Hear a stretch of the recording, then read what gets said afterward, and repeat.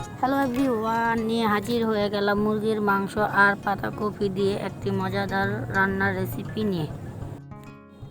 প্রথমে আমি একটি পাতাকপি সুন্দর করে দুই ভাগ করে নিলাম, কারণ পাতাকপিটি খুবই বড়, এতগুলো পাতাকপি লাগবে না তার জন্য। তারপর আমি অল্প অল্প করে পাতাকপিটি সুন্দর করে কুচি কুচি করে ফুলে নিলাম। ফুলে নেওয়ার পর একটি পাত্রে রেখে দিলাম।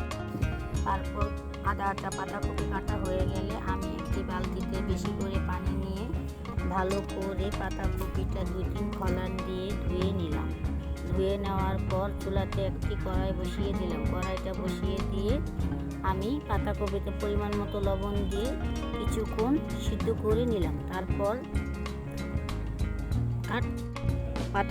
কপিটা ভাপ দিয়ে বসিয়ে দিয়ে তারপর আমি ফ্রিজ থেকে নামানো মুরগিটা সুন্দর করে কুচি কুচি করে কেটে নিলাম। কুচি কুচি করে কেটে নিয়ে আবারও পাতাকপিটা একটু উলট পালট করে দিয়ে পাতাকপিটা নামিয়ে নিলাম।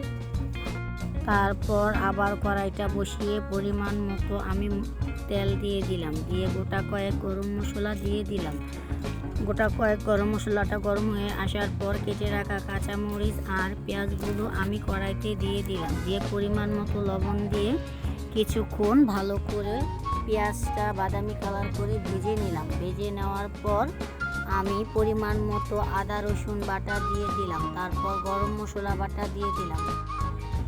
মশলাটা ভালো করে কষিয়ে নেওয়ার পর আমি পরিমাণ মতো হলুদের ফাঁকি মরিচের ফাঁকি দিয়ে ভালো করে নেড়ে চেড়ে দেওয়ার পর আমি পরিমাণ মতো পানি দিয়ে মশলাটা কিছুক্ষণ কষিয়ে নিলাম। মশলাটা কিছুক্ষণ কষিয়ে নেওয়ার পর কেটে রাখা মুরগিটা আমি ওই মশলার উপরে দিয়ে ভালো করে নেড়ে চেড়ে একটি ঢাকনা দিয়ে কিছুক্ষণ ঢেকে দিলাম। আবারও ঢাকনাটা তুলে কিছুক্ষণ ভালোভাবে নেড়ে চেড়ে দেওয়ার পর তারপর নেড়ে চেড়ে দিয়ে আমি সিদ্ধ করে রাখা পাতাকপিটা ওই মাংসের উপর দিয়ে দিলাম। ভালো করে মিশিয়ে নিলাম। মিশিয়ে নেওয়ার পর আমি একটি ঢাকনা দিয়ে কিছুক্ষণের জন্য ঢেকে দিলাম। তারপর পাতাকপিটা ঢাকনা তুলে ভালো করে নেড়ে চেড়ে দিয়ে আমি পরিমাণ মতো পানি দিয়ে দিলাম। পানিটা দিয়ে আমি আর ঢাকনা দিয়ে ঢাকলাম না, কারণ মাংসটা আগে ভালোভাবে কষিয়ে নিয়েছি। তারপর কিছুক্ষণ ভালো করে জাল করে নেওয়ার পর ভেজে রাখা জিরার ফাঁকিটা আমি তরকারিতে দিয়ে দিলাম। দেওয়ার পর 2 থেকে 3 মিনিট ভালো করে জাল করে নিয়ে গ্যাসটা বন্ধ করে দিলাম।